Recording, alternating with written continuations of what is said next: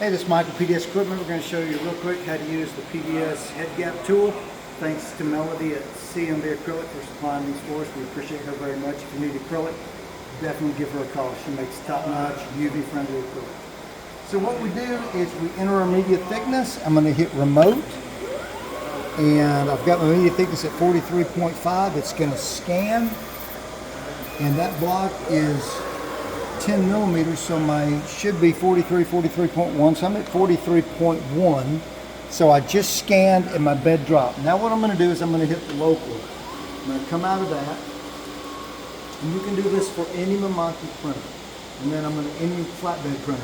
Then I'm going to hit the left arrow, and all I'm doing is driving the head out, and then I'm going to drive this piece of media right under my head. I've already set my head gap, so it's not going to hit.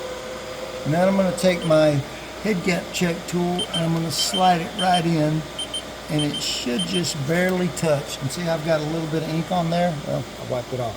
So my head gap was perfect. It was 1.5. If it had been real snug, I would have known my laser's off.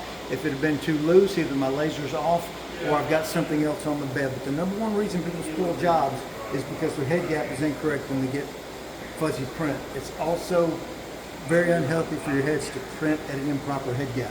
So that's how you use your head gap check tool. Thanks.